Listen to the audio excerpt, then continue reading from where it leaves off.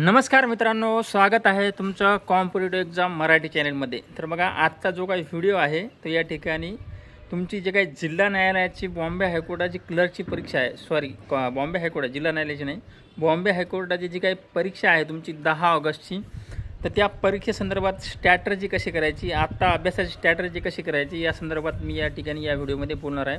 तत्पूर्वी चॅनलवर नवीन असाल तर चॅनलला सबस्क्राईब करा आणि त्याचबरोबर या व्हिडिओला लाईक करा मित्रांनो सर्वांनी। तर बघा मित्रांनो, आपल्या चॅनलच्या माध्यमातून जे काही अपडेट देण्यात आले आतापर्यंत ते बऱ्यापैकी ऑथेंटिक 99% मी या ठिकाणी करेक्ट देण्याचा प्रयत्न करत असतो। मागचे 2-3 व्हिडिओ माझे काढून बघा, तर त्या व्हिडिओमध्ये मी सांगितलेले आहे तुमची परीक्षा ही ऑगस्टमध्ये होऊ शकते किंवा ऑगस्टमध्ये होईल। आता हे मी आत्तापासून सांगतोय का तर नाही, तर हे मी जवळपास मार्चपासून सांगतोय।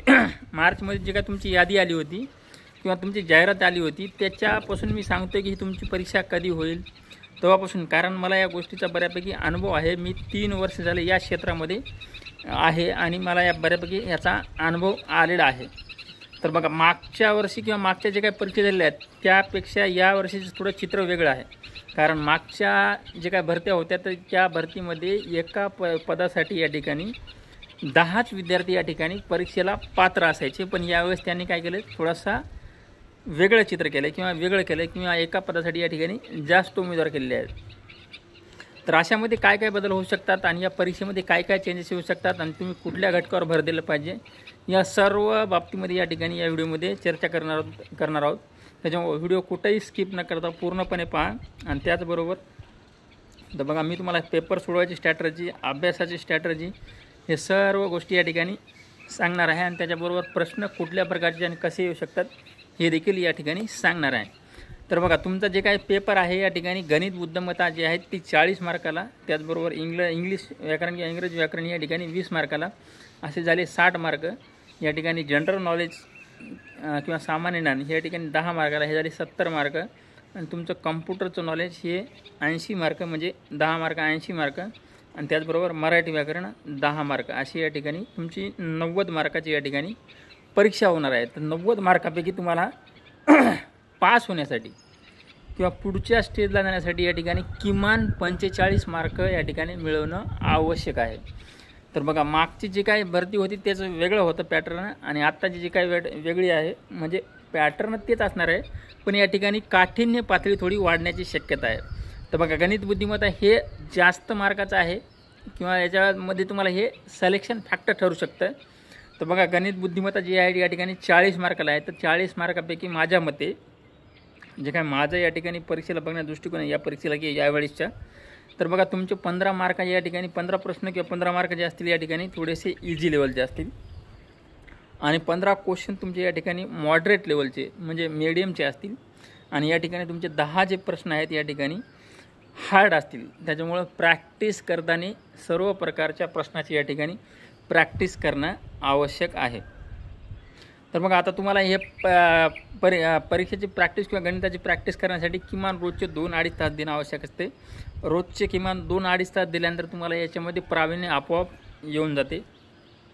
तर आता तुम्ही 15 दिवसाची स्ट्रॅटर्जी अशी करा की गणित आणि बुद्धिमत्तेवर थोडं जास्त फोकस करा आणि हे फोकस फक्त चॅप्टर वाईज न करता, आता सध्या तुमच्याकडे टाईम कमी आहे, एक 17-18 दिवस या ठिकाणी परीक्षेला राहिले आहेत। त्याच्यामुळं गणित बुद्धिमत्तेची तुम्ही या ठिकाणी एक टेस्ट लावा 40 मार्काची आणि त्या 40पैकी एक नाही, तुम्ही ऑनलाईन पण लावू शकता आणि ऑफलाईन पण लावू शकता। ऑनलाईन लावताना तुम्ही या ठिकाणी टायमाचं सुद्धा लिमिटेशन लावा आणि ऑफलाईन लावताना सुद्धा या ठिकाणी टायमाची या ठिकाणी बंधन लावा आणि हे 40 प्रश्न तुम्ही विदिन हाफ आवर किंवा अर्ध्या घंट्याच्या मध्ये या ठिकाणी तुम्ही सोडवण्याचा प्रयत्न केला पाहिजे आणि ती आकडेमोड देखील तुम्हाला फास्ट जमली पाहिजे। त्यासाठी बऱ्याचशा बेसिक कन्सेप्ट तुमच्या क्लिअर पाहिजे। तर बघा, हे तुम्हाला 40 मार्काला असणार आहे, तर त्याच्यामुळे 40पैकी किमान 35+ मार्क घ्यायचा प्रयत्न करा, जेणेकरून तुम्हाला सिलेक्शनला कुठलीही अडचण येणार नाही। तर बघा, गणित बुद्धिमत्ता जे काय आहे तुमचं पूर्ण आणि सरावावरच अवलंबून असणार आहे। त्याच्यामुळे गणित बुद्धिमत्तेचा सराव करणं आवश्यक आहे। त्याच्यानंतर बघा, तुमचं जनरल नॉलेज जे काही आहे तुमचं 10 मार्काला येणार आहे। तर या ठिकाणी 10 मार्काचं जनरल नॉलेज जे आहे तर त्या संदर्भात थोडंसं मी डिस्कस करणार आहे। तर बघा, तुम्हाला याच्यावर महाराष्ट्राच्या भूगोलासंदर्भात 1 ते 2 प्रश्न गॅरंटीने पाहायला मिळणार आहे। त्याचबरोबर क्रिकेटशी संबंधित, खेळामध्ये क्रिकेटशी संबंधित तुम्हाला एखादा प्रश्न गॅरंटेड बघायला मिळणार आहे. त्याच्यानंतर तुम्हाला न्यायालयाशी संदर्भात, आता न्यायालयाच्या संदर्भात जेवढे काही प्रश्न आहेत ते आपल्या 40 प्रश्नपत्रिकेमध्ये कव्हर केले आहेत मी. त्याच्यामुळे त्याच्यात देखील संदर्भात तुम्हाला एखादा प्रश्न या ठिकाणी विचारणार गॅरंटीनं. त्याच्यानंतर तुमचा बघा सांगतो तुम्हाला, इतिहासामध्ये तुम्हाला 1 ते 2 प्रश्न असणार आहे. आणि तुम्हाला चालू घडामोडीमध्ये या ठिकाणी जे काय पॉलिटिकल आहे, राजकीयमधला देखील एखादा प्रश्न तुम्हाला हमखास या परीक्षेमध्ये पाहायला मिळणार आहे. आणि परीक्षा एकाच शिफ्टमध्ये होणार आहे त्याच्यामुळं, किंवा एकाच दिवशी होणार आहे त्याच्यामुळं नॉर्मलायझेशनचा प्रश्न माझ्या मते तरी होणार नाही. नॉर्मलायझेशन वगैरे हे तुम्हाला एकाच शिफ्टमध्ये किंवा एकाच दिवशी करणार असल्यामुळं हे नॉर्मलायझेशन वगैरे देणार नाहीत. बऱ्यापैकी पेपरची पॅटर्न म्हणजे सर्व शिफ्टचा किंवा सर्व याचा एकच असणार आहे. त्याच्यामुळे तुमचं नॉर्मलायझेशन माझ्या मते कमी शक्यता आहे, नॉर्मलायझेशन वगैरे. आणि हे तुमचा पेपर माझ्या मते तरी ऑनलाईन होईल आता, कारण ऑफलाईन करण्यासाठी ही प्रक्रिया खूप लांबलचक होऊन जाईल असे. त्याच्यामुळे शक्यतोवर तुमचा पेपर या ठिकाणी ऑनलाईन होईल. आणि तुम्हाला आता बघा, मी गणिताविषयी तुम्हाला सांगितलं थोडंसं, आता जनरल नॉलेज थोडं सांगितलं. आणि त्याचबरोबर आता तुम्हाला मी कम्प्युटरशी संदर्भात देखील थोडंसं सांगणार आहे. आणि बघा, मागच्या जे काही समजा माझ्या चॅनल व्हिडिओ आहेत त्याच्यामध्ये मी चॅप्टर वाईज कुठल्या विषयातून कुठल्या चॅप्टरवर किती प्रश्न येऊ शकतात हे देखील मागच्या 1-2 व्हिडिओमध्ये मी सांगितलेलं आहे. ते व्हिडिओ तुम्ही चॅनलवर जाऊन बघू शकता. बऱ्यापैकी तंतोतंत तेच फॉलो होईल असं नाही, थोडंसं यावेळेस चेंज होऊ शकतं, कारण यावेळेस परीक्षा पॅटर्न आणि विद्यार्थी संख्या या ठिकाणी चेंज झालेली आहे.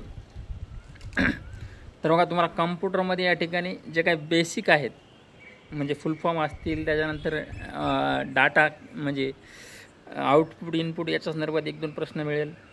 त्याचबरोबर तुमचं जे काही स्टोरेज असते, मेमरी स्टोरेज, याच्यावर देखील तुम्हाला 1-2 प्रश्न पाहायला मिळेल. आता हे सगळे प्रश्न या ठिकाणी मी काय केलेलं आहे, ते काय 40 मार्काची टेस्ट सिरीज आहे किंवा 40 प्रश्नपत्रिकेची टेस्ट सिरीज आहे. त्या टेस्ट सिरीजमध्ये हे सगळे प्रश्न या ठिकाणी मी कव्हर केलेले आहेत. त्याच्यामुळे ती जर सोडवली असेल तर तिचं थोडंसं रिव्हिजन केलं तरी तुम्हाला हे प्रश्न बऱ्यापैकी सुटू शकतात. तर बघा, तुम्हाला मी सांगितलेलं आहे या ठिकाणी जनरल नॉलेजमध्ये भूगोल, इतिहास, महाराष्ट्राचा भूगोल याच्यावर 1 प्रश्न, त्याच्यानंतर इतिहासावर, महाराष्ट्राच्या इतिहासावर एखादा प्रश्न, त्याच्यानंतर क्रिकेटच्या संदर्भात एकाच प्रश्न, त्याचबरोबर तुमचं न्यायालयाशी संदर्भात 1 प्रश्न, न्यायालयाचे असे काय समजा जे काही नॉलेज आहे किंवा जनरल नॉलेज न्यायालया संदर्भात त्याच्या संदर्भात 1 प्रश्न, आणि तुमचं जे काय समजा राजकीय क्षेत्रातल्या घडामोडी आहे त्याच्यावर 1 प्रश्न. आता त्याच्यामध्ये कुठल्याही विचारू शकते, मंत्रिमंडळाचं विचारू शकते किंवा राजकीय जे काही समजा घडामोड झालेली आहे या मागच्या 6 महिन्यात किंवा 4-6 महिन्यामध्ये त्या संदर्भात विचारणार नक्की. आणि त्याचबरोबर तुम्हाला आणखीन 1 प्रश्न बघा, पुरस्कार संदर्भातसुद्धा विचारू शकते. बघा, पद्मश्री पुरस्कार एखाद्या महाराष्ट्रातल्या नामांकित व्यक्तीला मिळाला असेल, आता जसं की समजा आपले अशोक सराफ यांना मिळालेलं आहे, त्यांना देखील विचारू शकतात असे. म्हणजे तुम्ही हे पुरस्कार, पद्मश्री पुरस्कार शक्यतोवर महाराष्ट्राच्या संदर्भात असलेले व्यक्ती या ठिकाणी तुम्ही त्याचे थोडेसे सखोल अभ्यास करा. आणि थोडंसं पॅटर्न वाईज, लेवल वाईज म्हणजे थोडंसं त्याला वेगवेगळं करण्याचा प्रयत्न करा. समजा पद्मश्री मिळालेल्या व्यक्ती आहेत तर त्याला कोणत्या क्षेत्रामध्ये मिळालेलं आहे हे तुम्ही पाहण्याचा प्रयत्न करा.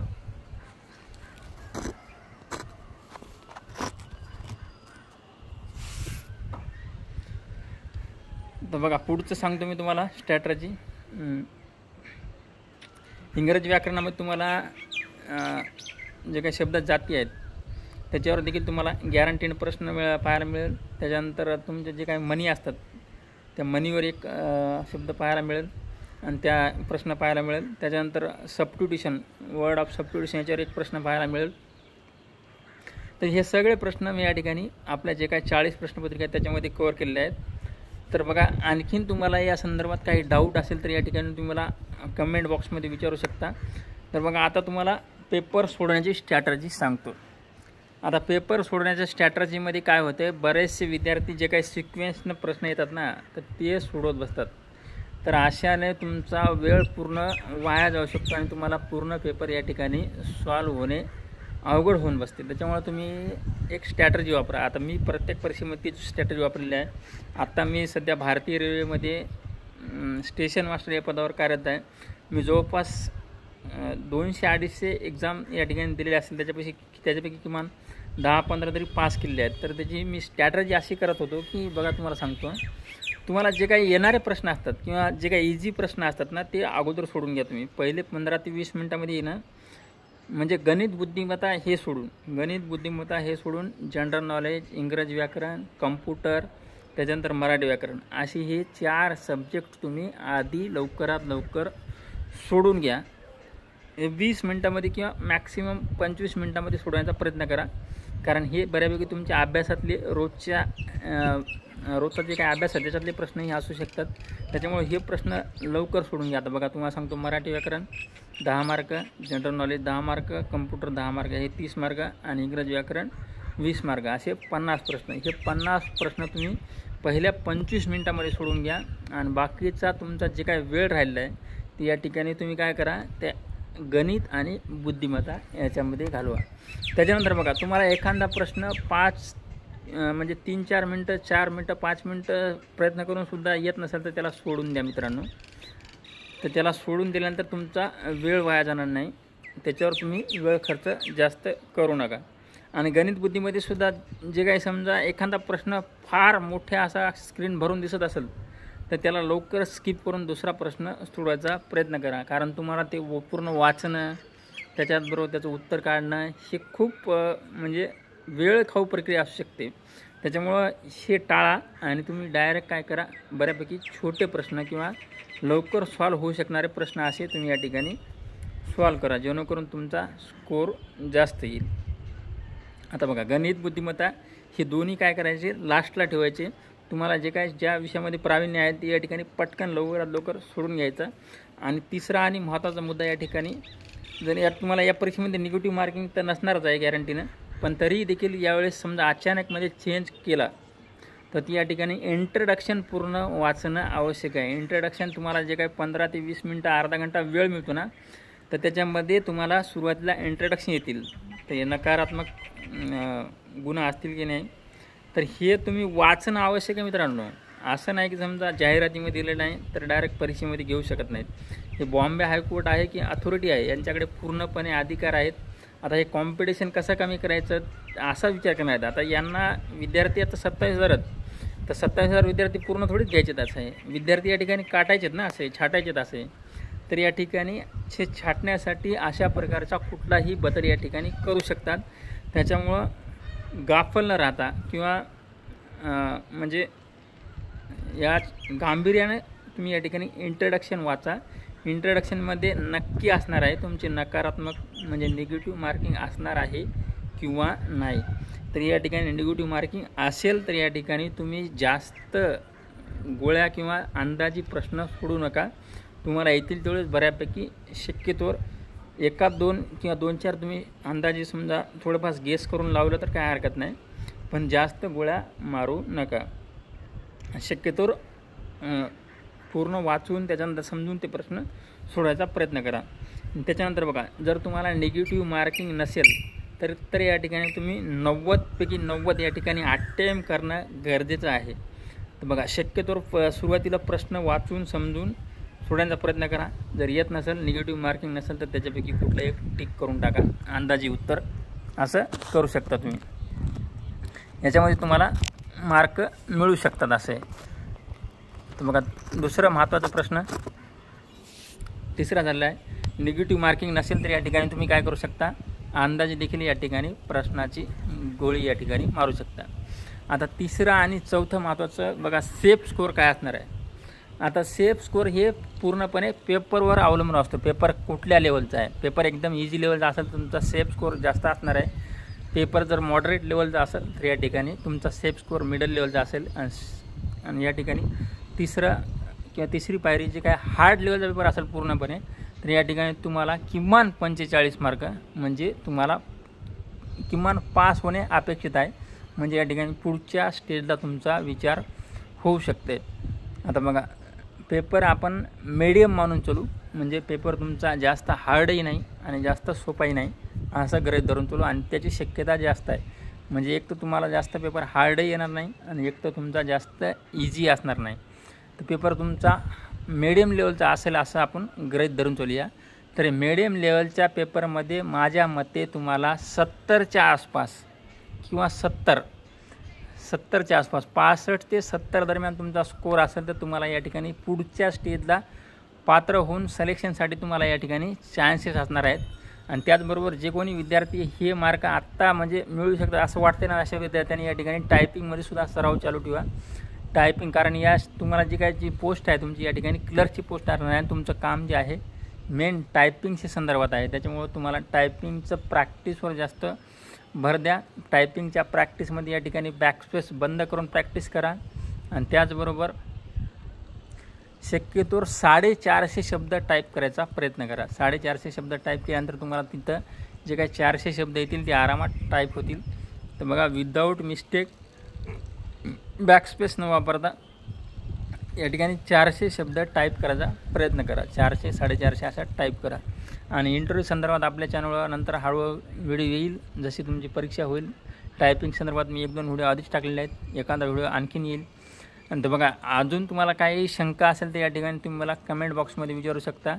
आणि शक्यतोवर मी ऑथेंटिक आणि योग्य माहिती देण्याचा प्रयत्न करत असतो. त्याच्यामुळं आपल्या चॅनलवर नवीन असेल तर चॅनलला नक्की सबस्क्राईब करा आणि कृपया व्हिडिओला सर्वांनी लाईक करा. चला तर मित्रांनो, भेटूया पुढच्या व्हिडिओमध्ये. धन्यवाद.